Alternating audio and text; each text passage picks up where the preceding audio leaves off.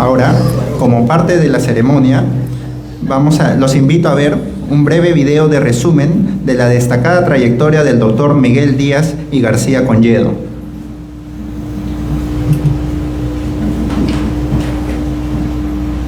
Reciban los cordiales saludos del Ilustre Colegio de Abogados del Callao, que en esta oportunidad tiene el agrado de darles la bienvenida a la conferencia magistral presencial en donde abordaremos el tema Problemas de autoría y participación en organizaciones criminales en la administración pública.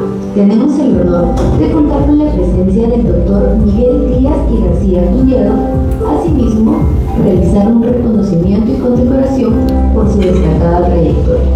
El doctor Miguel Díaz y García Conyedo es licenciado en Derecho por la Universidad Autónoma de Madrid en España, asimismo doctor en Derecho por la Universidad de León en España. Actualmente se desempeña como catedrático de la Universidad de León en el Departamento de Derecho Público de la Facultad de Derecho en España. El doctor Díaz y García Conyedo es poseedor de múltiples reconocimientos por su labor investigadora y académica, entre ellos contando con 3 doctorados honoris causa. Asimismo, es autor de más de 120 artículos de revista e incontables publicaciones, entre las más recientes, la nueva reforma de los delitos contra la libertad sexual, la vuelta al Código Penal de la Manada, reflexiones sobre el núcleo de la responsabilidad penal de las personas jurídicas en el derecho penal español y con los cabos sueltos, elogio de una garantista, de los límites a la potestad punitiva y de la legislación bien hecha. También cuenta con más de 350 intervenciones en congresos, entre ellos la protección de la libertad sexual de la mujer en el Código Penal en el tercer Congreso Mujer, Víctima y Sistema Penal, organizado por la Universidad de Castellón en España. También cuestiones generales de autoría y participación y particular atención a la posibilidad de autoría inmediata en aparatos organizados de poder en el primer Congreso Internacional de Derecho Penal, Retos del Derecho Penal en el siglo XXI, organizada por la UNAM en México. El doctor Miguel Díaz y García Conyedo participa constantemente nacional e internacionalmente como conferenciante invitado. Además, es organizador de múltiples eventos académicos.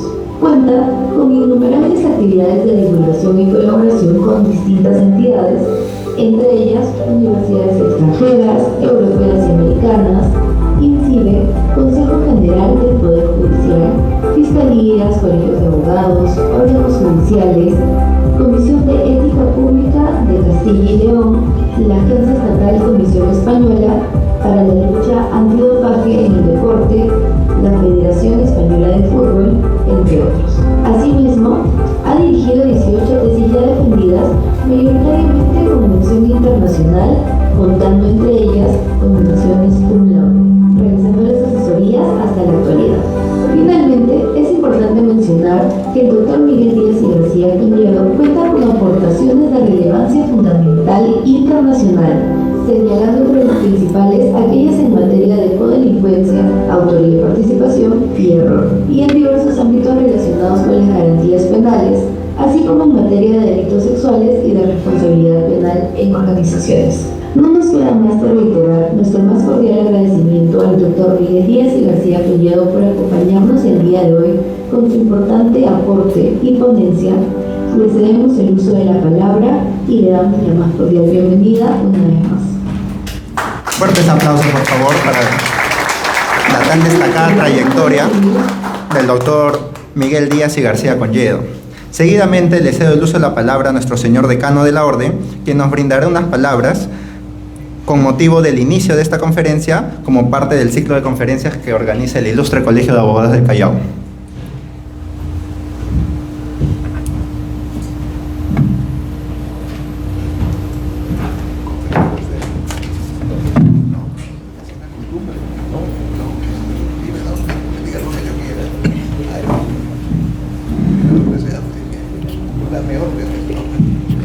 Buenas noches, señor ponente Miguel Díaz y García Conyedo, el señor doctor Luis Alejandro Ichi Mesa, director de conferencias del Ilustre Colegio de Abogados del Callao, señores directivos, Víctor Barco Bellido, Richard Salas y Denise Reyes, doctora Auristela González, decana del Colegio de San Martín, Lenin Galarza Bellido, me estaba olvidando, el presentador siempre se queja de que no lo saludan, director de Relaciones Públicas. Hoy es un día de fiesta del Colegio de Abogados del Callao, porque tenemos el grato honor de contar con la presencia del profesor español Miguel Díaz y García Conlledo. Hemos leído su historial profesional, estamos ante un profesional altamente calificado, por eso digo que estamos de fiesta, porque por primera vez en la historia del colegio se presenta un ponente de primerísimo nivel. Y nosotros en campaña, y gracias a la conducción de la dirección de capacitaciones dirigida por el maestro Luis Alejandro Ichi Mesa, nos comprometimos a que vengan a exponer a nuestro querido colegio ponentes de primerísimo nivel, y lo estamos cumpliendo. Recordarán ustedes que vino en la primera capacitación, expuso el doctor Ichi Mesa. Después vino el tribuno Eloy Espinosa Saldaña. La tercera fue la ponencia tan magistral como todas las anteriores de la doctora Susana Castañeda Oxu. Y el día de hoy, cumpliendo con lo que ofrecimos en campaña, tu expectativa es nuestro compromiso, está el insigne profesor Miguel Díaz y García Conlledo, para quien le pido un fuerte aplauso en gratitud por estar el día de hoy con nosotros. Ya se dijo las bondades, ya se dijo su trayectoria y no vamos a incidir sobre eso, solamente testimoniarle en nombre del Ilustre Colegio de Abogados del Callao, vuestra familia, nuestra eterna gratitud, y agradecer también al doctor Luis Ichi Mesa por lograr que el ponente esté con nosotros. Y seguiremos y lograremos que ponentes como los antes mencionados estén presentes en nuestro querido colegio. Muchas gracias, doctor Díaz García Conlledo.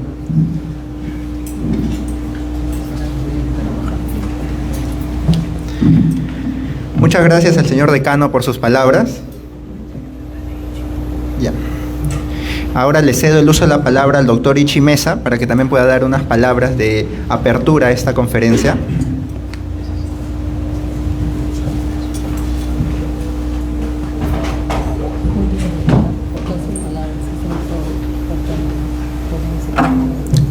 Consuedia, señor decano, señor doctor Miguel Díaz y García Conlledo, señora decana del Ilustre Colegio de Abogados de San Martín, distinguido público presente el día de hoy.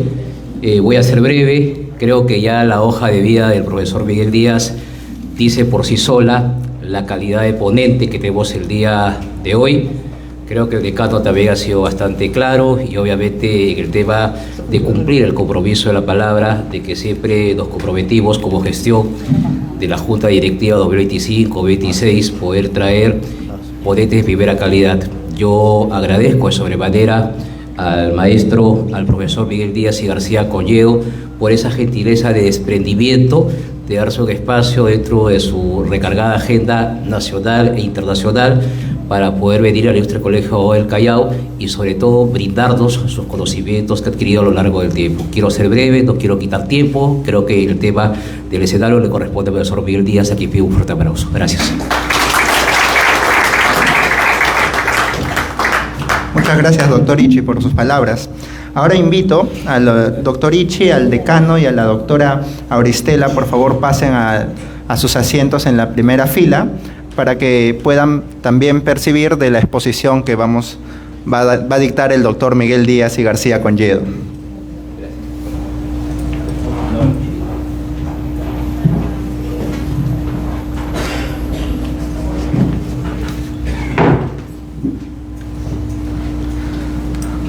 Doctor Miguel Díaz, le cedemos el uso de la palabra a usted, por favor, para que pueda realizar su exposición.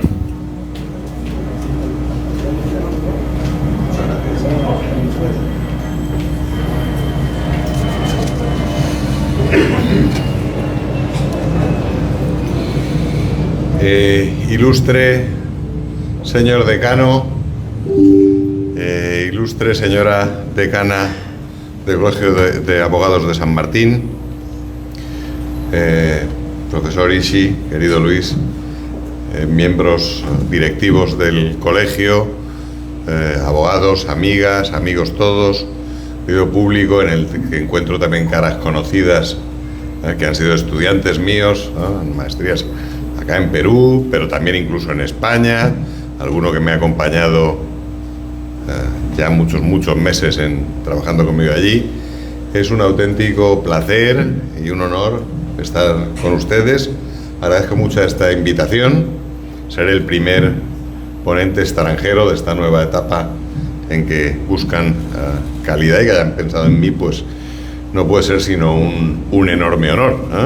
Con ese vídeo tan bonito que me han puesto, lo único que yo noto es lo malo de esto de las imágenes, ¿no? Que cada día soy más viejo. Han visto que estaba ahí en algunas, todavía tenía la barba un poquito. Yo no puedo pensar qué pensarán, qué sé yo, Bob Dylan o Paul McCartney cuando se vean en las actuaciones de jóvenes, se vean ahora. En fin, yo como no soy tan estrella, pues, el tiempo pasa, ¿no? Y nos vamos poniendo viejos, que decía el otro. Como digo, es un gran honor. Es un placer siempre venir a Perú, ¿no? Vengo con cierta frecuencia y ahora he encontrado una casa más aquí en el Callao, a la que me debo también desde ahora. Así que muchísimas gracias por su asistencia, por su atención y por supuesto por la amabilísima invitación. Voy a intentar ser un poco más breve de lo que suelo, porque así me han recomendado, y por la hora, y para intentar no aburrirles. El tema del que voy a hablar ahora es de la corrupción. Uy, la corrupción, ya no sé ni de lo que hablo. Ven usted, tengo el jet lag, llegué anoche. Si digo tonterías, ustedes me disculpan. El tema de la autoría en organizaciones y en la administración pública, voy a intentar centrarme sobre todo en dos aspectos, en ambos. Y en ambos casos voy a tener que hablar de manera importante de dos construcciones excelentes, brillantes, de mi maestro alemán, el profesor Klaus Roxin, que, como saben ustedes, una de las cumbres del derecho penal, como saben ustedes, desgraciadamente falleció el pasado mes de febrero, en el año en que poco después iba a cumplir sus 95 años, ¿no? El profesor Roxin, yo lo conocí personalmente, ya lo conocía antes. Yo ahora tengo 65 años, lo conocí cuando yo tenía 23, ¿no? En la Universidad de Múnich, donde estuve trabajando bajo su magisterio en parte de mi tesis doctoral, precisamente sobre el tema de la autoría y con un máximo experto en todo, pero muy especialmente ya en el tema de la autoría es el top mundial, Roxin, ¿no? Bueno, entonces voy a tener que hablarles de ello. Entonces quiero también hacer aquí, si me lo permiten, también públicamente una vez más, que sirva también de homenaje a mi maestro, al profesor Klaus Roxin, esta conferencia en Perú, donde también él estuvo, ¿verdad? Y que sirva también de recuerdo y homenaje a mi querido maestro. Y mi querido maestro se caracterizaba por enseñarnos mucho, nos hacía aprender mucho, siempre está encima, pero también por su generosidad y su falta de imposición de sus ideas, pese a que el Roxin era tan brillante hablando, escribiendo, tenía el defectillo que lo hacía en alemán y lo entendemos peor, pero bueno, aparte de eso, era tan brillante que yo me acuerdo que desde jovencito yo cuando lo leía a él, le decía, esto es seguro, está bien, no puede estar mal, es todo perfecto. Pero bueno, poco a poco, luego cuando uno lo piensa más veces, aunque Roxin parece que no puede tener contradicción, nosotros sus discípulos, él nos inculcó siempre también la idea de que pensáramos por nosotros mismos, ¿no? Y así lo he hecho yo, y en esta materia de la autoría y la participación, en la que él era un máximo experto, y yo se supone que tengo alguna pericia en el mundo tengo alguna pericia en el mundo de habla hispana, pero también con los alemanes y con otros discuto de esto, ¿no?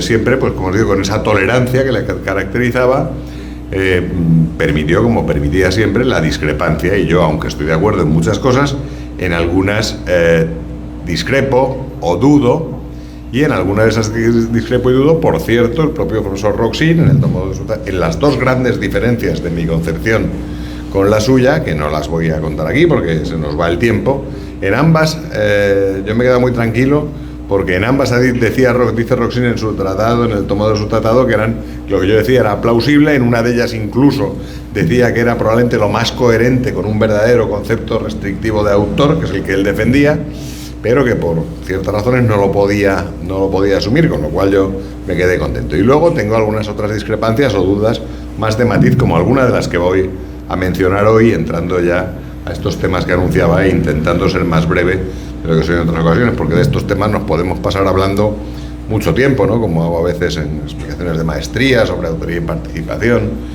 y aquí hay que ser muy sintético.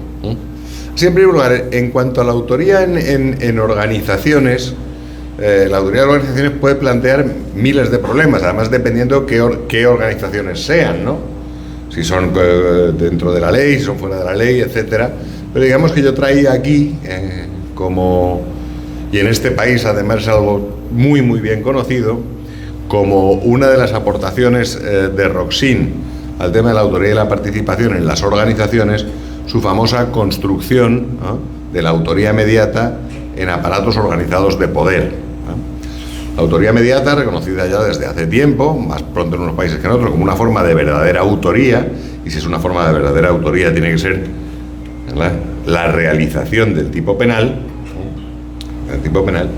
Bien, se fue conociendo diversas maneras de producirse, formas en que alguien de manera mediata, es decir, a través de la actuación de otro, al que se suele llamar instrumento, ¿verdad?, realice un hecho típico.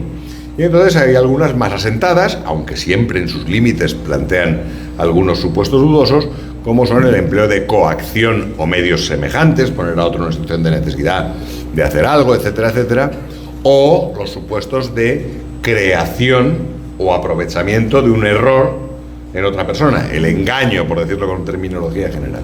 Estos eran los generalmente aceptados, en los que se discuten muchas cosas, ¿no? Se discute qué grado de coacción, se discute si cualquier aprovechamiento de una situación justificante de una persona que actúa adelante convierte el de detrás en mediato, o solo algunas, muchas cosas, ¿verdad? Pero hay un núcleo en que hay bastante acuerdo.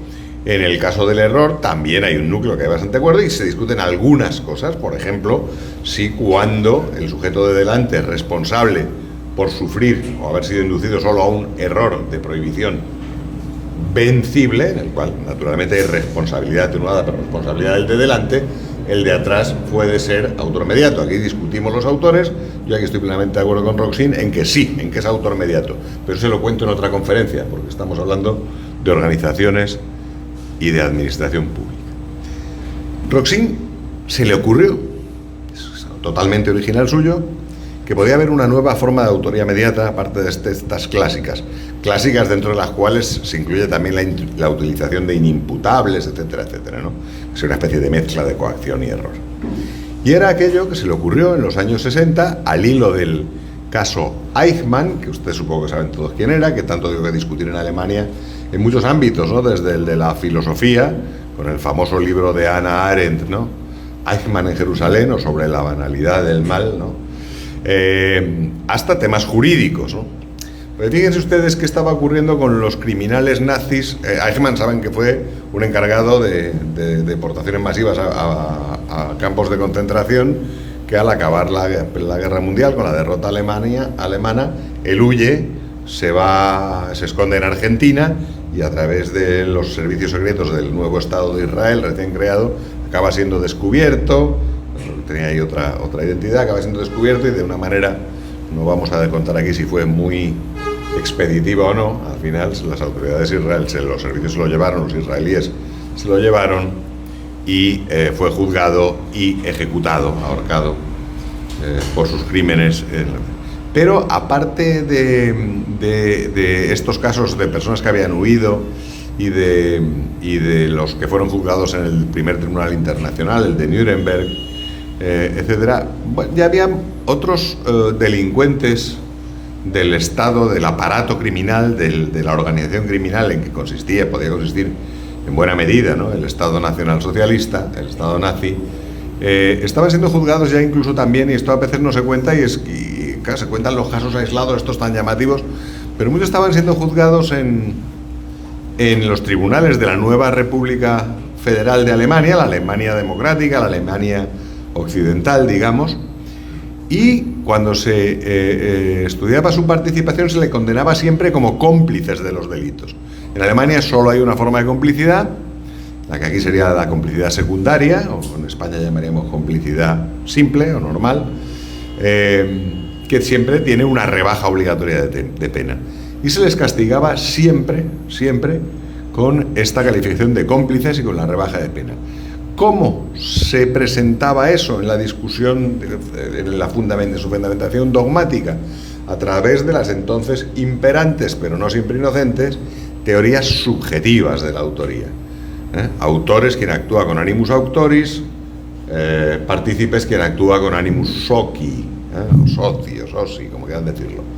Y esto con dos variantes: teoría del dolo, autores quien actúa con una voluntad no subordinada en el hecho, teoría del interés, autores quien actúan en interés propio en el hecho. Estas teorías hoy han caído en desuso y se les somete a distintas críticas, pero lo que me importa resaltar aquí no es eso, es que a través de ellas se decía que estos criminales, ¿verdad?, siempre habían sido cómplices. ¿Por qué? Porque actuaban con voluntad subordinada a otro. ¿A quién? Al Führer, ¿verdad?, o en interés de otro, del Führer o del sano sentir del pueblo alemán o lo que fuera. Total, que siempre se les ponía una pena atenuada, siempre. Y en esto llega Roxin y dice que hay ciertas organizaciones, no solo va a ser las estatales criminales como la nazi, pero en ese momento hablaba de la nazi, luego lo va a extender a otras organizaciones criminales, ¿verdad? Mafias, grupos terroristas, grupos de todo este tipo, ¿no? Hay ciertos grupos en que, sin necesidad de coaccionar y sin necesidad de engañar, un sujeto que no actúa inmediatamente puede hacerse dueño del hecho. ¿Cómo? Cuando ese sujeto, cuando da una instrucción, se transmite a través de ese aparato que tiene ciertas características.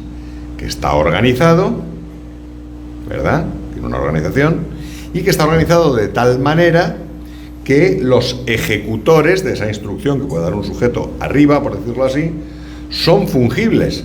Si no lo hace A, sin necesidad de engañar ni forzar a otro, lo hará B, si no C, sino D, fungibles, sustituibles. Y eso se predica no solo de los ejecutores, sino de todos los eslabones de la cadena. De manera que del primero eslabón, autor mediato, el segundo, autor mediato, el tercero, autor mediato, el ejecutor, autor inmediato. Todos autores, ¿de acuerdo? Todos autores. Esto fue la novedad. Luego, con el tiempo, pues muchas veces a instancia de peruanos, Roxin dijo que, bueno, podía asumir que además de estos, de las características que haya entonces, organización, fungibilidad y que esta organización opere al margen del derecho, Roxin, yo creo que con razón, nunca ha admitido que esto fuera trasladable, por ejemplo, a la delincuencia empresarial, cuando la mayor parte de la empresa actúa normalmente dentro de la legalidad, ¿verdad? O a otras organizaciones, digamos, no criminales. No criminales, por ejemplo, en un Estado no hace falta que sea criminal todo el Estado. Imagínense una facción de la policía, una facción del Ministerio del Interior, una sección del Ejército que se pone a actuar como organización criminal. Eso es suficiente, no hace falta que sea todo el Ejército, todo el Estado tal o todo el Ministerio cual, ¿de acuerdo? Pero en las empresas no. Bueno, con estas tres características que le dio Roxin, aceptó que puede haber una última, que sería la alta disponibilidad al hecho de los ejecutores, ¿verdad? Pero claro, Roxin mismo, yo creo que es así, dice que realmente esto no era una cosa nueva. Esto es un presupuesto de la fungibilidad, si ustedes se dan cuenta. Si no tenemos muchos dispuestos a hacer el hecho, es que entonces no son sustituibles. ¿Se dan cuenta? ¿No? Por lo tanto, esto tampoco era tan nuevo. Bueno, les decía que esto tuvo mucha importancia, veremos ahora la trascendencia, tuvo muchísima importancia ya en el propio momento en que se fundamenta, porque les digo, todos estaban siendo condenados como cómplices, con rebaja de pena. Asumir la idea roxiniana significaba nada menos. En una Alemania, estoy hablando a primeros 60, 61, cuando él lo formula, 60 del siglo pasado, que todavía se debatía mucho con su pasado, ¿verdad? Que por un lado lo lamentaba, pero tampoco quería que se hablara mucho, tampoco quería pasar unas cuentas terribles hacia atrás, etcétera, y de que llega un señor, Roxin, un joven profesor, ¿verdad? Pero ya muy conocido, había sido conocido por otras publicaciones y por su tesis, que viene a decir que no, que son todos autores, señores. Fíjense si esto no solo era brillante la construcción, que obviamente lo era, una cosa nueva, él vio algo distinto en esa forma de incitar a otros, a personas libres, por cierto, a realizar hechos, luego hablaré de eso, sino que también valiente personalmente. No era fácil decir eso en Alemania en ese momento. Tampoco fácil era, y figúrense, esto se supo más tarde, Roxin envía, antes de su libro impresionante, el mejor de todos, sobre la autoría Täterschaft und Tatherrschaft, autoría en derecho penal, autoría y dominio del hecho en derecho penal, que en alemán lleva 11 ediciones, de una monografía, se dice pronto, ¿no? Se dice pronto. Antes de eso intentó publicar, en resumido, esta idea de los aparatos organizados de poder y la autoría inmediata en ellos, en una revista muy prestigiosa alemana. ¿Y saben lo que pasó? Que la revista no quiso publicar el artículo, lo devolvió. No es que Roxin escribiera mal, ¿verdad? No es que fuera un cualquiera que no tenía relevancia, era esto. Y afortunadamente otra revista, la decana, la más antigua de Alemania, la otra revista penal, el Goldamers Archiv für Strafrecht, lo publicó. Y así se pudo saber antes que el Täterschaft que había esto, ¿no? Que esto existía. Y esto, pues naturalmente, empezó a crear un gran revuelo, primero en la doctrina alemana, empezó a tener adhesiones, hasta que también trasciende a la práctica en casos muy conocidos.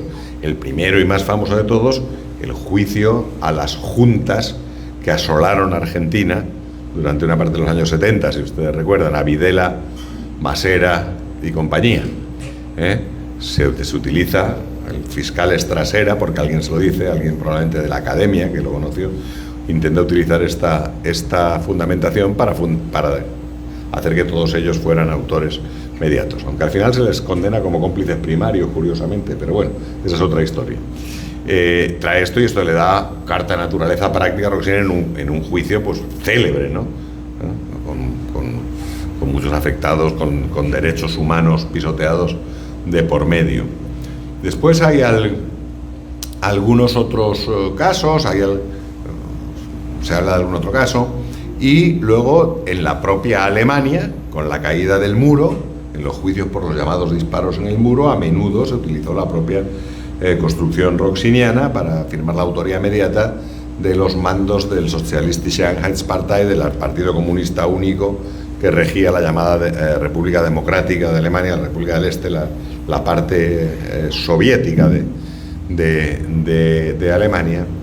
Y así el éxito cada vez mayor, y llega, y aquí es donde entran ustedes, bueno, ustedes no, afortunadamente no entran en esto, pero llega a Perú, donde el caso más famoso en que esto se aplica son el juicio al expresidente Fujimori, ¿verdad?, por los casos de Barrios Altos, La Cantuta, aunque había sido ya anteriormente aplicada esta construcción aquí en Perú, era bien conocida, había sido aplicada antes en los juicios contra la cúpula de Sendero Luminoso, contra Abimael Guzmán, unos pocos años antes, y también bastante más recientemente, en la sentencia del caso La Cantuta, también contra la cúpula de Sendero, ¿verdad? Entonces, en Perú se conoce muy bien. En otros países también, sobre todo en países en que han tenido problemas graves con posibles violaciones de derechos humanos, es donde más ha triunfado. Así en Colombia, aunque en Colombia se combina con otra construcción que llaman ellos de la coautoría impropia y se usa mucho. Mi país, por ejemplo, que tuvo graves problemas de terrorismo, como saben ustedes, durante muchos años, los llamados años de plomo, sin embargo nunca se utilizó esto. Hay alguna profesora que ha indicado que probablemente la estructura de ETA, de Euskadi Askatasuna, esa organización independentista vasca socialista, dicen era mucho más pequeña, no admitía esa construcción. Sin embargo, a partir de los atentados en los trenes de Madrid por delincuencia islamista, también los tribunales la sacaron también a colación. En fin, quiero decirles que un éxito enorme. Ha habido críticas que son injustas, les diré solo una. Por ejemplo, alguna vez se le ha querido criticar a Roxin. Bueno, ¿y qué ocurre si esa organización criminal resulta que para la ejecución del delito que quiere realizar solo puede hacer, porque es muy difícil, una persona, un especialista? ¿Entonces qué? Le dice Roxin, pues entonces nada. Entonces en ese caso no se aplica mi construcción, porque para que se aplique mi construcción, eso es claro, acusar diciendo que se dice otra cosa siempre es fácil, ¿no? Poniendo un caso que queda fuera, porque la construcción requiere que haya fungibilidad. Si no hay fungibilidad, tendremos que apreciar los criterios de autoría y de participación generales, otros, no ese. Si no hay fungibilidad, no hay Roxin. Si no hay fungibilidad, no hay aparatos organizados de poder en el sentido de Roxin. No basta una organización. Esto ha pasado más veces. En un caso célebre de corrupción en Brasil, el caso Mensalao, se utilizó también esta construcción y los jueces brasileños se quedaron muy contentos, ¿no?, con ella, y inmediatamente después Roxin, en conferencias que deben andar también por internet y por escrito ya también, los discípulos brasileño-alemanes de Roxin, Luis Greco, los profesores Luis Greco y Alaor Leite, pues dicen, miren, estuvo mal aplicada, porque en esa organización, en esa pequeña organización corrupta, lo que no había era fungibilidad de instrumentos. Entonces habrá que acudir a otras formas de imputación penal, pero no a esta. No se corresponde con esto, ¿no? Por eso cuando ahora están poniendo muchas esperanzas en los aparatos organizados de poder, en casos como Odebrecht, etcétera, hay que ser mucho más cauto, habrá que indagar, porque para poder aplicar, incluso si considera correcta, la construcción roxiniana, tienen que darse los presupuestos roxinianos, y no es otra cosa, ¿no? Lo cual no quiere decir que en todos esos casos no tenga que haber responsabilidad de los de arriba, pero a lo mejor hay que acudir a otras formas de autoría inmediata o a formas de participación o a otras cosas, ¿de acuerdo? Esto incluso aunque se comparta la teoría roxiniana. ¿Y yo qué? ¿Yo qué pienso? Pues miren, esto me ha vuelto a mí bastante loco toda mi vida. Como mi vida ya es larga, al final decidí. Esta cuestión yo vi que Roxin era un genio, porque había visto una cosa que se diferenciaba de los casos normales de inducción, de instigación, ¿verdad? Y también es verdad que de los otros casos de autoría inmediata era muy distinta. Y él tiró por la autoría inmediata.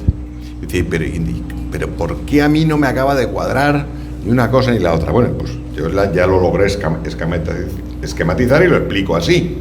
Si yo miro estos supuestos desde arriba, estos supuestos de aparatos organizados de poder en sentido de Roxin, los miro desde arriba, quiere decir que el sujeto de arriba, sin hacer nada más que transmitir la instrucción, hacer así, puede contar con que el hecho se realiza, sin conocer al ejecutor, sin conocer a veces a los mandos intermedios. Oiga, esto es un poder importante sobre el hecho, ¿no?, que recuerda mucho al dominio y, por tanto, a la autoría. ¿De acuerdo? Eso es lo que vio él, naturalmente. Sin embargo, si lo mira uno desde abajo, de abajo arriba, desde el ejecutor hacia arriba, imagínense que además ha pasado por varios eslabones, cada eslabón por el que pasa, incluido el ejecutor, son personas no solo responsables, que para mí eso no es lo más importante, sino libres y videntes, sin ningún déficit cognitivo, sin ningún déficit de voluntad, y además responsables, que esto es lo de menos. Esto se parece mucho a la participación, ¿verdad? Mucho. Entonces, ¿en qué nos quedamos? Comparte cosas de las dos. ¿Y en qué nos quedamos? Pues yo me he quedado con la participación, ¿no? Yo me he quedado al final con la participación, aun con dudas. ¿Y por qué me he quedado en la participación? Bueno, primero porque creo que aceptar sin más esta figura, desde luego, en todo caso, si se acepta solo para los casos de organizaciones al margen del derecho, no para las otras creo que no puede servir por razones que le explica el propio Roxin, pero en fin, son minoría los autores que la utilizan para lo otro, ¿no? Para la empresarial, por ejemplo. ¿Por qué? Porque miren, si seguimos ampliando, ¿por qué no decir también que es autor mediato el sujeto que va a cualquier ambiente delincuencial de muchas ciudades del mundo, de muchísimas, ¿no? De todos los países, y que lo que quiere es que un delincuente le dé un susto, ni siquiera una cosa muy grave, a la persona que le adeuda dinero o cualquier otra cosa. Bueno, pues miren ustedes, sabemos todos que en esos ambientes, si saca uno billete, va a haber alguien que lo va a hacer. Pues el hecho de que haya muchos, ¿eso me convierte en autor mediato? Yo creo que no, porque entonces vamos achicando en exceso la instigación, por ejemplo, en este caso. Pero además, ¿por qué? Además, por una razón práctica. En los tribunales de todos los países costó, yo creo que ahora están muchos ya bien convencidos, otra cosa porque lo dicen los códigos, convencer de que la autoría mediata era tan autoría como la autoría inmediata, como la directa. Es decir, que es auténtica realización típica, solo que a través de otro. ¿Y esto por qué? La instrumentalización se ve muy bien en los casos de coacción o procedimientos similares y de engaño. Porque siempre, ¿qué ocurre? Que el sujeto de delante tiene algún déficit, ¿verdad? Mientras que en estos no. Entonces, meter un fundamento tan distinto yo creo que puede enturbiar otra vez esa aclaración que en la práctica, la aplicación práctica pueden tener los tribunales sobre la autoría mediata. Pero y sobre todo, es que yo creo que todo esto puede resolverse con la participación también. En una organización de este tipo habrá que ver si solo es como Roxin, si no se necesita coacción. Yo a veces no estoy tan convencido. Yo estoy seguro que si alguien desobedecía una orden de Hitler o de Fujimori o Vladimiro Montesinos, no hace falta acudir a los aparatos organizacionales. Es una forma de autoría mediata obvia, de las clásicas, ¿no? Eso para empezar, y no les cuento en mafias o en organizaciones netamente criminales, ¿no? Por supuesto. Pero habrá otros casos en que si eso no es así, ¿por qué menospreciamos tanto la figura de la participación?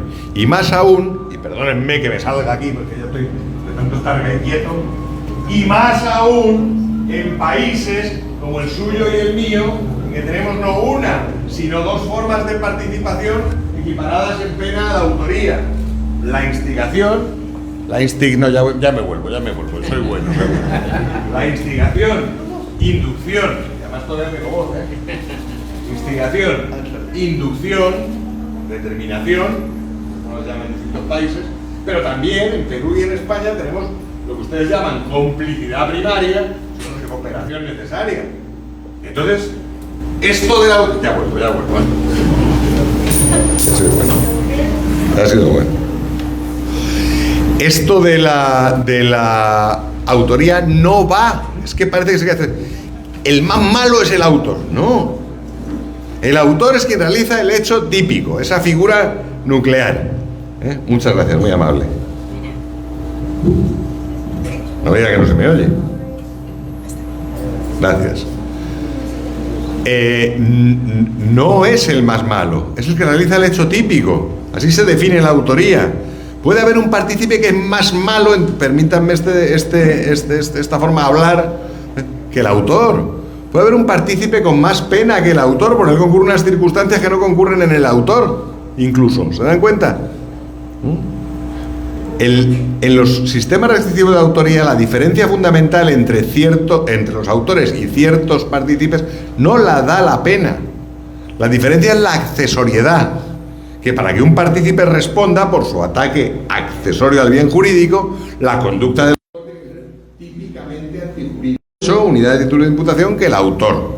Esto es lo fundamental, cosa que no sucede en los sistemas unitarios, en que todos los autores tienen responsabilidad independiente, no accesoria. ¿Todos la misma pena? Ni siquiera. En los sistemas de autoría unitaria modernos admiten diferencias de pena entre los distintos autores, al menos en sede de determinación de la pena. Bien, entonces, como no hay que confundir ser malo con lo otro, muchas veces castigar a esas personas que transmiten la orden como instigadores o como cómplices primarios es muy sencillo en países como el suyo y el nuestro. En Alemania, cuando no puedan ser instigadores, ya tienen que ser los únicos cómplices. Eso van a tener rebaja de pena. Pero nosotros ni siquiera eso. ¿Se dan cuenta? Nosotros ni siquiera eso, ¿no? Así que por eso, en definitiva, me he decantado, con dudas siempre, porque me parece una construcción genial, por distanciarme de mi maestro en esto, ¿no? También, en distanciarme de esto. Y claro, se nos dice siempre al final, pero hombre, estáis viendo el mundo al revés, los que admitimos participación, salvo que sea de otra forma de autoría. Estáis viendo el mundo al revés, pues está diciendo que Hitler, Himmler, Stalin no eran los centrales, que el central era el soldadito que disparaba. Bueno, y entonces la contestación, que yo le he hecho eso al propio Roxin a veces. Mire usted, querido maestro, usted dice que autor es la figura central del acontecer típico. Y usted me está diciendo que es autor Hitler, pero que también es autor el que dispara, porque Roxin le considera un autor tan responsable como Hitler, por cierto, como autor inmediato. Y a cada eslabón intermedio también. O sea que puede haber 7 autores, 6 mediatos y 1 inmediato. Fíjese usted que cuántas figuras centrales. Entonces no me vengan con el truco de que si uno es... Pues claro, el Hitler lo que era el malo, por excelencia, ¿no? O Stalin, ¿no? Pero esto no tiene que ver con la autoría, ¿de acuerdo? Esa es mi posición en esta construcción. Y B, ya me he enrollado más que antes, yo sigo sin comedirme, ¿no? Y B, el tema de la responsabilidad de la administración pública. A ver si consigo ser un poco más ligero en delitos cometidos en la administración pública. ¿Cuál es el problema aquí básicamente? Hay muchos, pero bueno, el básico, ¿cuál es? Pues que estos son de los que tradicionalmente se llamaban delitos especiales, que requieren una característica peculiar en el autor. ¿Cuál? La de ser servidor público normalmente, funcionario o autoridad. En España se llama la autoridad de funcionario, aquí se habla. Esto causaba problemas. Causaba problemas en un caso que era el siguiente. Esto ya se vio de hace muchos decenios, ¿no? Imagínense que yo soy un servidor público y que mi amigo Luis Isi no lo es. Yo soy un servidor público que tengo a mi cargo un patrimonio público, que tengo que administrar y custodiar, o que tengo documentos públicos a mi cargo que tengo que custodiar, ¿verdad? En casi todos los países, con una otra formulación, existe un delito que consiste en que castiga a los funcionarios que tienen esos deberes por distraer esos bienes públicos o por destruir esos documentos, ¿verdad? Son delitos que exigen un cualificado. Pues imagínense que yo soy ese servidor público que tengo a mi cargo sea esos bienes públicos, sea esos documentos públicos, por un ejemplo, y Luis, que es un particular, ahora no, pero es un particular, solo es mi amigo, le digo, oye, mira, Luis, hombre, por la amistad que tenemos, mira, hazme el favor, porque estoy ya harto, destruye estos documentos públicos. O le digo, mira, llévate estos caudales, yo no miro y ya los repartiremos, o llévatelos y haz tal cosa con ellos. Y Luis lo hace. ¿Cuál era el problema? Luis no es servidor público, he dicho. Luego no realiza hecho típicamente antijurídico de malversación o peculado o destrucción de documentos. Yo, que sí soy el servidor público, que tengo las calidades, ¿qué ocurre? Que soy en principio parecería un partícipe, ¿verdad? Un instigador, ¿sí o no? Pero, principio de accesoriedad limitada de la participación, para que el partícipe responda, el hecho del autor tiene que ser típicamente antijurídico. ¿No lo es? Luis, tranquilo, los dos nos vamos de rositas. ¿Aquí se utiliza irse de rositas? No. Se dice que en España irse de rositas es irse libre. Se fue de rositas, pues eso. Claro, esto choca mucho, ¿no? ¿Cómo es posible? ¿Qué impunidad más fácil, no? Y entonces inmediatamente la doctrina empieza a dar vueltas para intentar ofrecerle a los tribunales y a los jueces una solución a esto, ¿no? Solución que dicen no, ya es dominante en esa época el dominio del hecho, y dicen no, que la autoridad o funcionario es autor mediato. Pero ¿cómo? Si el autor mediato tiene que dominar el hecho a través de... No, porque tiene dominio del hecho. ¿Qué dominio? Querido Luis, por favor, por nuestra amistad, anda, construye esto, llévate los bienes, por favor. ¿Qué dominio? ¿Qué dominio? Ninguno. Es como cuando te pide a ti, mira, por favor, de huella a aquel amigo que me quitó la novia la última vez que lo vi. ¿Qué dominio tengo yo? Si ella lo de la de huella... ¡Que hablo muy fuerte! Que no, es casi parezco un cantante. Está bien. Sí, parezco un cantante así, ¿no? ¿Qué dominio? Pues ninguno. Y entonces viene la palabra mágica. No, sí, tiene dominio social. O todavía más mágica. Tiene dominio normativo del hecho. Quiere decir, como no me cuadra, lo quiero hacer autor... Como lo quiero hacer autor, digo que tiene dominio, lo valoro como si tuviera dominio.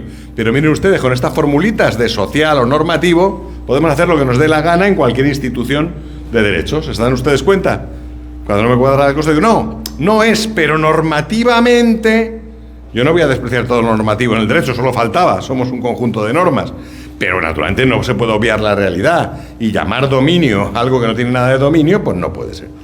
Entonces, esa construcción que se llamó, por los clásicos, la autoría mediata mediante instrumento doloso no cualificado, pues es una petición de principio. Y así lo asumió Roxin también y lo criticó. Entonces, se sucedieron otros intentos. Se intentó hacer por la vía de la omisión, se intentó hacer por la vía de actuar por otro, y un intento nuevo, otra gran novedad de Roxin, la hace también Klaus Roxin. Se le ocurre la idea de los llamados delitos de infracción de deber. Los Pflichtdelikte en alemán. Traducción literal, delitos de deber. O sea que en español suena fatal, ¿no? Delito de deber. Entonces dijimos esto, delito consistente en la infracción de un deber, delito de infracción de deber. Dijo Roxin, el autor es la figura central del acontecer típico. Y en un concepto restrictivo de autor es el que realiza el tipo. Esa centralidad, en la mayoría de los delitos, se la va a dar el dominio del hecho. Autor es quien, con su actuación, decide el sí y el cómo del acontecer típico. Roxin lo va a concretar en cada forma de autoría, etc. Veo más amigos todavía aquí. Lo va a concretar así, en cada una de ellas. Pero hay excepciones. Hay dos grupos de delitos en que la centralidad no la otorga el dominio. Uno serían los delitos de propia mano, que por definición el código requiere, o la ley requiere, actuación directo corporal, que son una minoría, y en esos la centralidad y la autoría la va a conferir la propia mano, la actuación de propia mano. Bueno, aquí luego Roxin ya fuera también bastante avanzado en su tiempo, porque dijo una gran parte de estos delitos en esa época, y aún en algunos países siguen siéndolo, son los delitos sexuales, y ya hizo una crítica. Esto jamás debe ser así.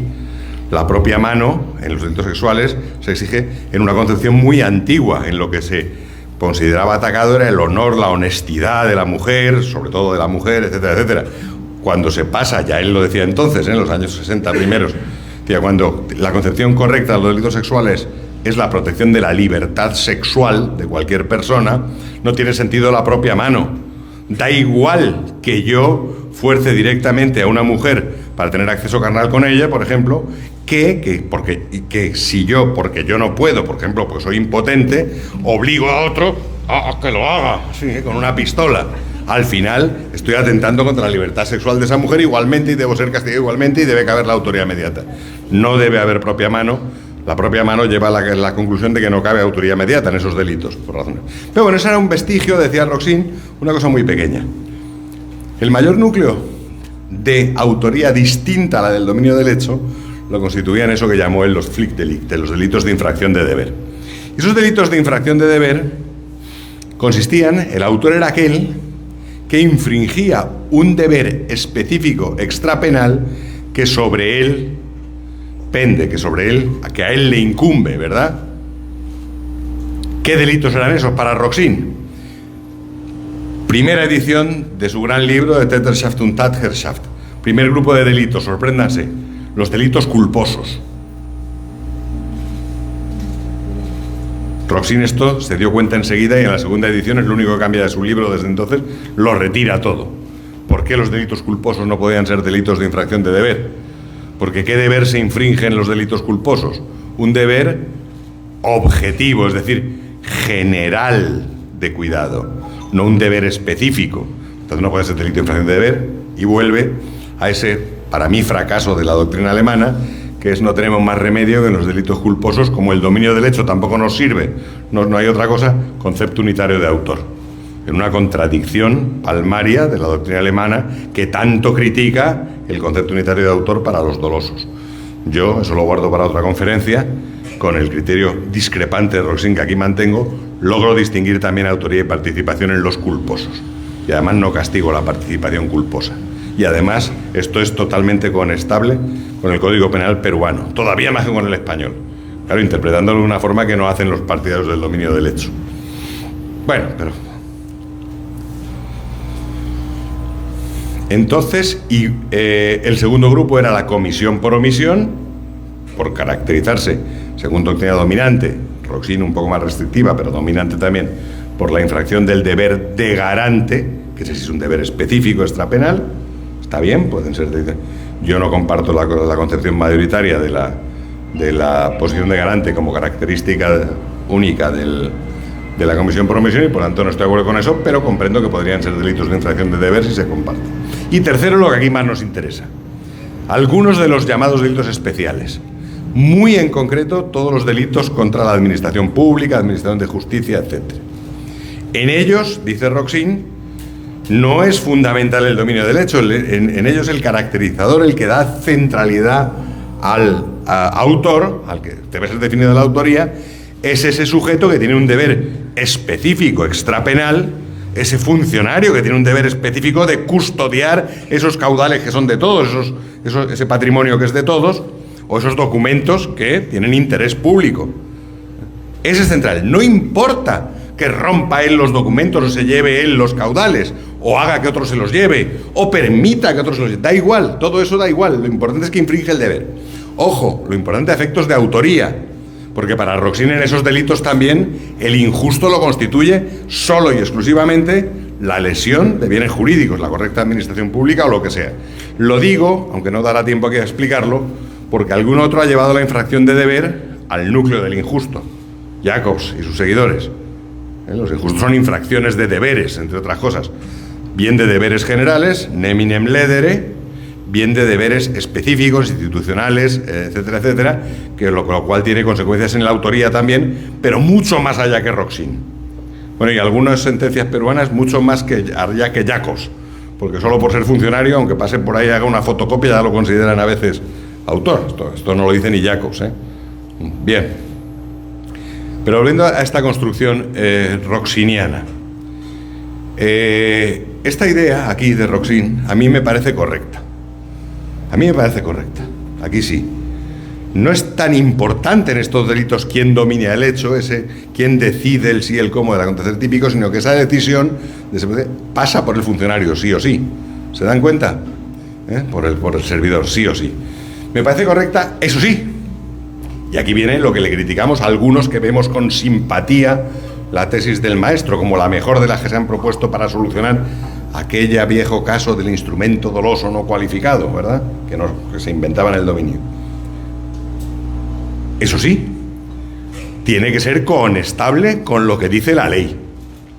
El principio de legalidad ha de preservarse, si somos penalistas consecuentes, garantistas, etcétera, con el principio de legalidad hay que mantenerlo siempre. Cuando gusta y cuando no gusta tanto, ¿no? Y por lo tanto, Roxin dice que él cree que en casi todos los casos se puede. Yo creo que hay casos que no. Hay casos en que el tipo penal correspondiente está redactado claramente como delito de dominio.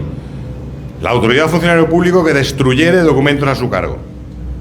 Destruyere. Destruir tiene el sentido de o bien hacerlo con sus manos o bien hacerlo a través de otro. En fin, un sentido de dominio claro. Entonces, ¿qué es lo que hay que hacer? En cambio, en otros casos, yo pongo un ejemplo español en que el legislador, cuando lo creó en su día, seguro que no había leído nunca a Roxin, pero tuvo una lógica de delito de infracción de deber que está muy bien. Esto lo perdió en una reforma de 2015, pero lo ha recuperado otra vez en 2022 por razones que no vienen al caso. En el tipo básico de malversación, ahora se llama de patrimonio público, dice lo siguiente: la autoridad o funcionario que distrajere, es decir, que apartare, que sea, o consintiere que otro distraiga patrimonio público que tiene a su cargo, será castigado con tal pena. Perfecto delito de infracción de deber. Da igual que el funcionario se lleve el dinero en el bolsillo o mediante un instrumento contable, da igual que le diga a Luis, llévatelo tú, Luis, que luego ya repartiremos, coge lo tuyo, o da igual que simplemente mire para otro lado, ve que se lo está llevando, llévatelo, a ver, te lo estás llevando, llévatelo así, y yo miro para otro lado, ¿eh? ¿De acuerdo? Esto es un delito de infracción de deber hecho por la ley. Entonces, ¿qué es lo que yo pediría? Como la Constitución me parece correcta, que tiene un fondo además político, criminalmente muy razonable, bueno, que con la letra de la ley sea conestable. ¿Cómo? A mí como me gustaría ser un legislador previsor. El legislador es nuestro representante de todos nosotros, ¿verdad? Los elegimos, ¿no? Para que hagan las leyes. Bueno, pues que fuera previsor y uno a uno decidiera qué delitos deben ser de infracción de deber. Tiene una solución más fácil, pero que a lo mejor es menos, pero que podría ser también. ¿Qué es cuál?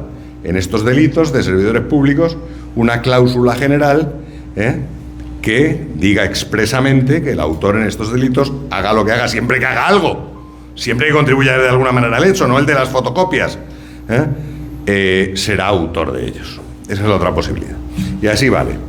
Este intento es muy bueno. ¿Hay algún autor? Solo voy a mencionar uno y les prometo que ya acabo, y si quieren me preguntan, porque siempre si no, sigo y sigo y sigo.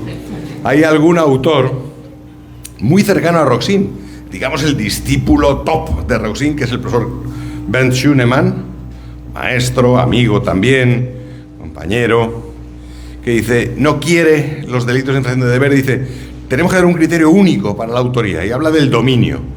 Habla de dominio en este caso, por parte de los servidores públicos, por ejemplo, sobre la vulnerabilidad del bien jurídico, ¿verdad? Lo que quiere decir es que ese sujeto va a ser autor, el servidor público, porque en sus manos está el preservar invulnerable ese bien jurídico, tiene ese dominio. Sin embargo, a mí me gustaría también que hubiera un único criterio, pero me parece menos convincente lo que dice Schunemann, que es muy inteligente. Por cierto, él le llama esto también a veces dominio social, pero aquí sí le da un fundamento, no es la palabrita mágica, él sí le da un fundamento, estamos de acuerdo o no, pero le da. Pero ¿por qué no me convence? Porque este dominio me parece, igual que le parece a su maestro, a Roxin, a nuestro común maestro, le parece un dominio muy distinto al habitual. Si ustedes se dan cuenta, cuando el servidor público se le castiga al final, si fuera este de dominio, se le castigaría no por haber dominado el hecho, sino precisamente por lo contrario, por no haberlo dominado, porque podría haber evitado el hecho y no lo ha hecho. ¿Se dan ustedes cuenta? Entonces es un dominio potencial, es un dominio, llamar a esto dominio es más que discutible, no es un dominio que se ejerce, es un dominio que se deja de ejercer precisamente. ¿De acuerdo? Bueno, habría muchas más cosas, pero me están mirando ya, el señor decano debe estar diciendo, este tipo qué pesado es. Espero no haberles aburrido, ha sido un placer, muchísimas gracias.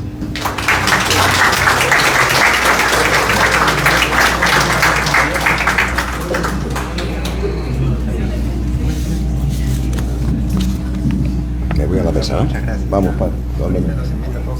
¿Sí? Sí.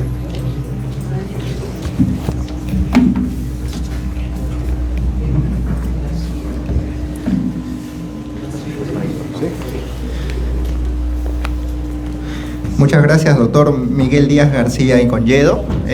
Invito al señor decano, al doctor Ichi, pueda volver a la mesa de honor, a la doctora Euristela también.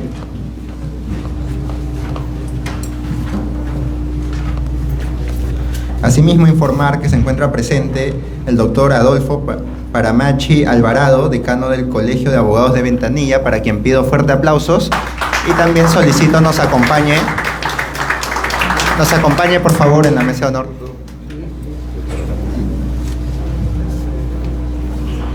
Pase.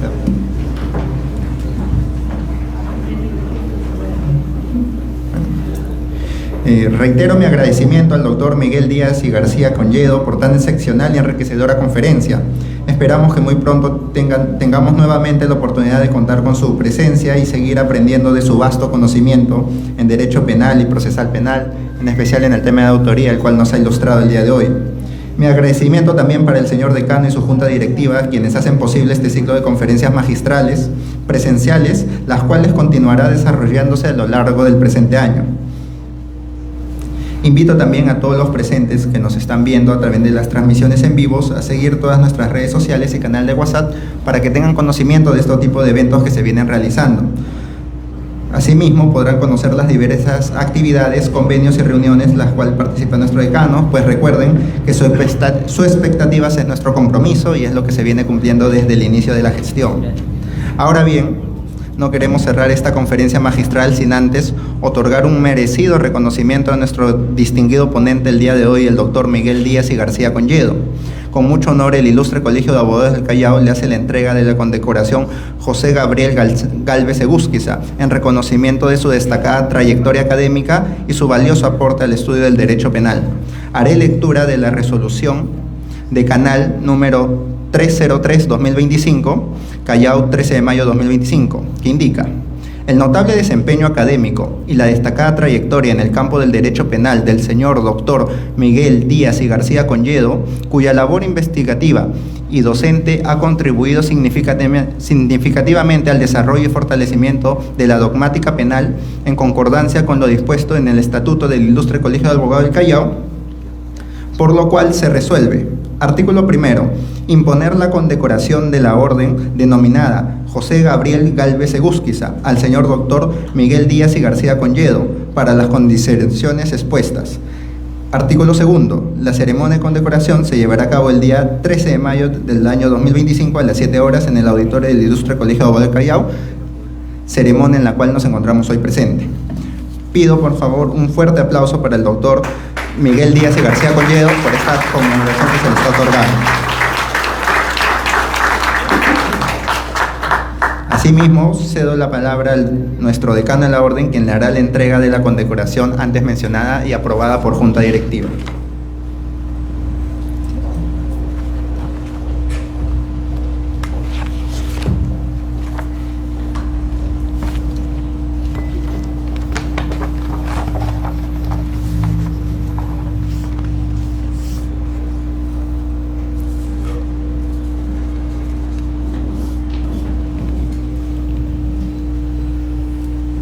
Señor doctor Miguel Díaz y García Conyedo, tenemos la Junta Directiva del Ilustre Colegio de Abogados del Callao, tiene el alto honor de hacerle la condecoración respectiva por su meritoria trayectoria, para la cual le hacemos entrega de la resolución de canal número 303-2025-CAT.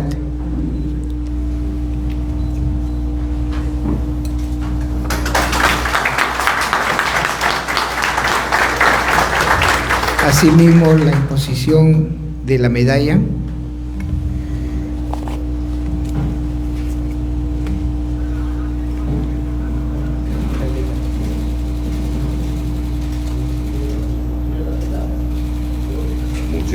Fuertes aplausos, por favor.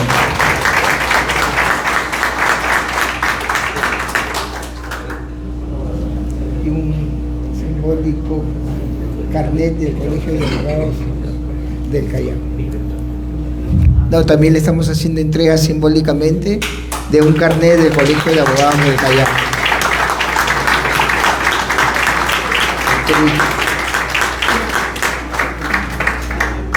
Cedo el uso de la voz al doctor Ichi Mesa.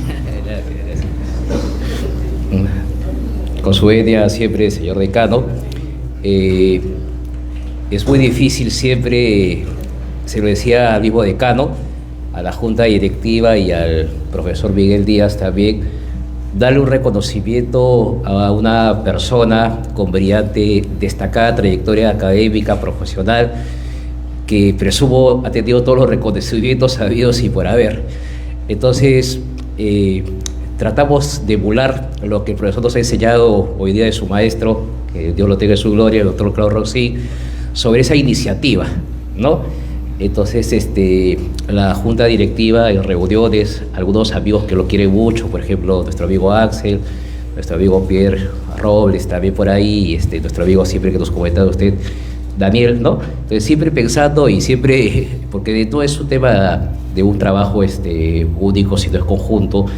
Entonces, pensamos qué podría llevarse el profesor más allá de alguien que ya lo ganó todo, que es la verdad. Entonces, primero decidimos, señor profesor, mostrar lo que la junta directiva nos inculcó a través del señor decano, que es el trato siempre al ponente nacional, extranjero, y es el tema de la puntualidad, el tema de la amabilidad, el tema quizás de algo sencillo, pero obviamente con mucho corazón para usted, para que obviamente siempre se lleve el recuerdo, sobre todo, ¿no?, que valoramos desde dentro de nosotros, cada uno de los que está presente aquí, esta ceremonia, ¿no?, emotiva. Y bueno, primeramente por el tema de orden, queríamos otorgarle también la medalla del Colegio, ¿no?, de Abogados del Callao, más allá de la que usted ya tiene, querido profesor, para que se lo pueda poner, por favor. Y después soy sincero, también, señor profesor, doctor Vita, que el profesor ya le ha otorgado un carnet de abogado de otro colegio y me parece que también esté en nuestra orden. Entonces nosotros sacamos el carnet Vladi. El carnet Vladi es un carnet simbólico para que lo tenga, porque el carnet se le puede perder, pero el carnet Vladi es un carnet más grande. Y eso es un carnet, querido profesor. El carnet Vladi, que es importante. Sí. Sí, es el carnet Vladi para que lo tenga en su escritorio. Le decía en el almuerzo de que Vladi es un personaje significativo del Callao. Sí, y es no tenerlo acá. Entonces, eso, usted ahí tiene a Vladi Galarza ahí como símbolo de la iniciativa. Pero más allá de esa parte anecdótica, para que vea cómo suma, porque lo tratamos como si fuera familia, ¿no? O sea, más allá de un acto formal. Y queríamos hacerle un tema. Yo tengo un problema, ¿no?, que se habrá dado cuenta que me gusta hacer las cosas rápidas. Y entonces dijimos un tema simbólico que quizás obviamente se lleve de recuerdo de nosotros, que es algo simbólico. Simbólico porque el profesor, más allá de su brillante, obviamente, trayectoria, ¿no?, en el tema de sus artículos, sus libros, que él obviamente ha enriquecido el mundo del derecho, tiene pues el tema, yo le decía a otro amigo, Alfredo Alpaca, cuándo le van a sacar el tema de todos los artículos, de los libros, y bueno, ya lo tiene pues bastante avanzado, pero de cartel simbólico, anterior por favor, el anterior, por favor, le hicimos un libro simbólico, Colección de Oro, Miguel Díaz y García Conlledo. Entonces miren por favor el que sigue, ahí tiene, disculpe, el profesor siempre guapo, elegante, y curiosamente, si usted lo ve, está con la misma foto, vestido como está hoy día, es una premonición del Colegio de Abogados del Callao. Ahí tienes, mira, la misma corbata. Es verdad, y tiene, mira ahí, bueno, con mucho cariño, el tema del ilustre Colegio de Abogados del Callao. Y mire, por favor, no sé si pueden pasar ahí. Profesor, yo sé que editorial en su momento lo sacará, pero quisimos como un gesto de respeto, de aprecio, de investigación, hacerle un libro virtual que usted recupera sus últimas horas, inclusive 2023, 2021, ¿no?, de la que hemos podido investigar con todo el equipo de la Junta de Decanos del Colegio de Abogados del Callao y sus discípulos y sus alumnos, sus amigos, entre ellos Axel, mi amigo Pierre, que es de la iniciativa, siempre con Daniel, ¿no?, entonces Alfredo Alpaca, ¿no?, porque todos lo queremos, ¿no? Entonces ese tema de ahí es, mire por favor, están sus artículos. Yo sé que usted tiene ya un tema con una editorial que en su momento sacará, pero es algo simbólico y quiero hacerle entrega para que se lo lleve de recuerdo en este UCB, para el profesor Miguel Díaz y García Colledo.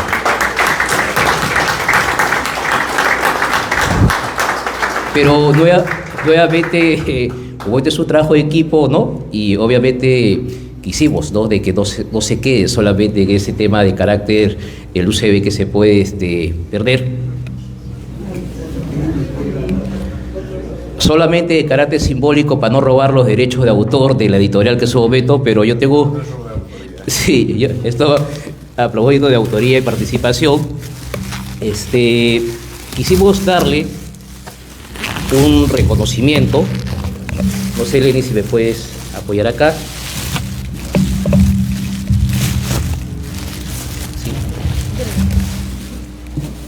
De parte del señor decano, la junta directiva, todos los amigos del Callao, por la gentileza de haber venido acá, tomándose un espacio tan prolongado, que son 12 horas de viaje, darle ese libro de manera simbólica como una colección de oro que seguramente lo guardará ahí eso, y no sé si quizás puede usted, por favor, abrirlo y verlo para que vea el reconocimiento, por favor, del cariño y el aprecio que le tenemos, por favor.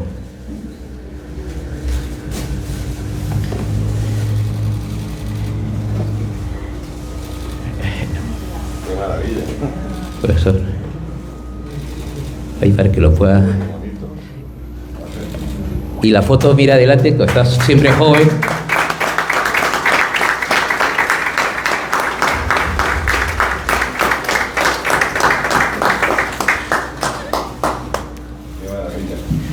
La iniciativa, como le digo, eso es quizás, profesor, la forma como podemos honrar a usted por sus aportes y la memoria de su maestro que nos dejó, Claude Roxy, su iniciativa siempre distinta de contribuir al mundo del derecho. Es una colección de oro. Entonces, porque nos pareció siempre, ¿no?, importante, ¿no? Y yo preguntaba, ¿ya salió? No salió todo, no, si no lo sale, lo hacemos nosotros, ¿no? Y por eso, de parte de todo el decano y la junta, ¿sí? No sé si tiene usted ahí, ahí está la foto, y su foto adelante para que lo pueda ver ahí, ¿sabe? Todas sus obras, y es solamente simbólico. No sé si le puede gustar y le doy la palabra. Me gusta muchísimo. Pues muchísimas gracias. Pues mis palabras, que me quedo sin palabras ya, de tanta emoción por la acogida personal tan calurosa siempre, por todos, por este colegio de abogados que también se está portando conmigo, por los amigos que llegan a verme, a acompañarme, en fin, por todos ustedes. Esto es algo que nunca podré agradecer del todo y que desde luego me vincula para siempre con este colegio de abogados. Me tienen a su disposición siempre para lo que quieran, como un miembro más, además, simbólico, y estoy siempre ya obligado, con deberes para con ustedes, para todas, de por vida. Así que muchísimas gracias por tanta homenaje, por ese libro que tanto tardaba. El otro solo es de autoría, no te preocupes, que podemos seguir con oficializarlo. Así que millones de gracias, de verdad, de todo corazón. Gracias.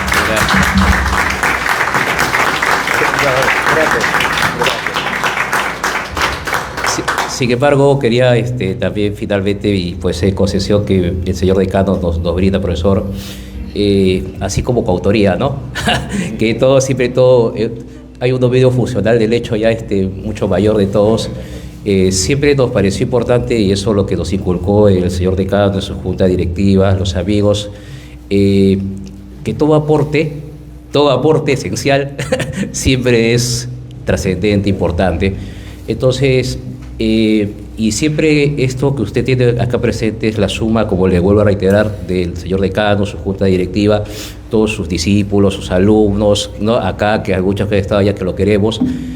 Y también hubo una idea que nació de manera conjunta, como yo le decía una vez a Pierre, sentado ahí, que está por ahí, o a Axel, ¿no? Alguien que ha generado bastante, destaca su iniciativa. Y nosotros queremos darle algo distinto. No sé si alguna vez ha recibido un libro, cada vez sí, no sé, por eso que tú que es el Café Vladi, pero acá hay un pequeño presente también que hicimos todos sus... Madre mía. Este es un pequeño presente, usted ve la bandera de España, la bandera de Perú, que quizás acá resume todo el tema de lo que es Miguel Díaz y García Colledo, con su foto siempre joven que se ve ahí. Entonces, ¿cómo reconocer de una manera que siempre quede incólume de sus amigos del ilustre Colegio del Callao? Y claro, él ha dicho muy bien, ¿no? Claude Roxin habrá sido una persona muy ingeniosa, muy desarrollada, mucha iniciativa desde el año 1963 con este tema de autoridad mediática para uso del poder, pero el arquitecto que construyó el tema de la autoría y participación en América Latina, que también tuvo, con respeto, cuestionar, porque todos estamos de acuerdo, yo tampoco con las penas, no comparto con el profesor Cera el tema de las penas, pero quisimos darle un pequeño reconocimiento, un Miguel Díaz y García Colledo, chiquito, para que lo tengan su presente con el tema Miguel Díaz y García Colledo, el arquitecto de la autoría y participación, pero esa entrega le corresponde a nuestro jefe, a quien es hoy el decano, que nos impulsó este tipo de valores, señor doctor Luis Mintacuray, por favor. Como testimonio de gratitud, doctor Miguel Díaz y García Colledo, para nosotros es un honor, en primer lugar, que usted haya compartido el día de hoy en este humilde colegio, y esperamos tenerlo en otras oportunidades, siempre con la anuencia de nuestro directivo Luis Alejandro Ichi Mesa. Muchísimas gracias.